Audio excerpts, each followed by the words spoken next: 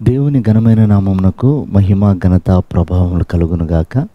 వీక్షిస్తున్న మీ అందరికీ కూడా ప్రభువైన యేసుక్రీస్తు నామములో శుభాభివందనాలు తెలియజేస్తున్నాను. ఈరోజు మన దేవుని వాగ్దానం మత్తయి సువార్త 10వ అధ్యాయము 22వ వచనం. అంతం వరకు సహించిన వాడే రక్షించబడును.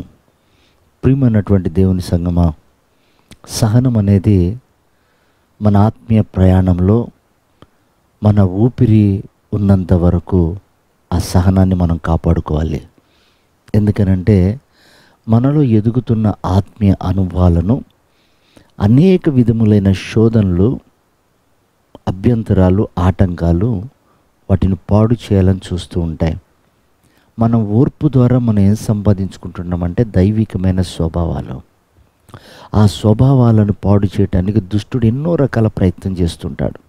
కాబట్టి కోపంతో కొన్నిసార్లు మన మీదకి వచ్చేవారు ఉంటారు. అనవసరమైనటువంటి నిందలు మోపటానికి మన పైకి వచ్చేవారు ఉంటారు. అలాగే మన ఆత్మీయతను కూల్చటానికి శోధకుడు అనేక రకాల శోధనలు తెస్తూ ఉంటాడు. యేసు ప్రభు అన్న మాట ఏమిటంటే, ఈ నా మాట చొప్పున బండ మీద కట్టబడుతున్న ఇల్లు అది కూలిపోదు. దానికి శోధనలు వస్తాయి. వరద వస్తుంది, వర్షం వస్తుంది, గాలి తుఫాన్లు వస్తాయి. అయినా ఆ మాట మీద కట్టబడుతున్నాం కనుక ఆ ఇల్లు కూలదు అన్నాడు. ప్రియమైనటువంటి దేవుని బిడ్డలారా, అలాంటి పరిస్థితులు మన జీవితాల్లో సంభవిస్తాయి. కాబట్టి మనం సహనం కలిగి ఉండాలి. వాక్యం మనకి నేర్పిస్తున్న పాఠం ఏమిటంటే సహించటం. ఒక రోజున ఒక సహోదరుడి విషయంలో ప్రభువుని అడుగుతాడు, ప్రభువా, నా సహోదరుడి విషయంలో నేను ఎంతవరకు సహించాలి? అతడు పెట్టే బాధలు ఎంతకాలం సహించాలి అని అంటే ప్రభు అన్నాడు, అంతం వరకు నువ్వు సహించాలి.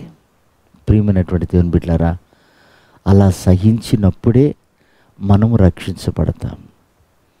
అది కడపటి రక్షణ. ప్రభు రాకడలో మనల్ని సిద్ధపరిచేది సహనం. ప్రభు ఎదుట మనల్ని నిలబెట్టేది సహనం. కనుక క్రీస్తు అడుగుజాడలవి మనకు మాదిరిగా ఉంచి వెళ్ళాడు. ఈ కడవరి దినాల్లో అనేకులు సహించుకోలేకపోతున్నారు. ఒకరిని చూసి ఒకరు ద్వేషము, ఈర్ష్యలు పెరుగుతున్నాయి. ఒకే కుటుంబంలో భార్యాభర్తల మధ్యలోనైతేనేమి, అన్నదమ్ముల మధ్యలోనైతేనేమి, ఇలా ఒక కుటుంబంలోనే వాడు సహనాన్ని పోగొట్టి వారి మధ్యలో ప్రేమానురాగాల్ని దూరపరుస్తున్నాడు. కనుక అన్ని విషయాలను మనం సహించాలి. అది అంతవరకు సహించాలి. అప్పుడే మనం నిజమైన క్రైస్తవులం, ప్రభుని ఎదుర్కోగలుగుతాం.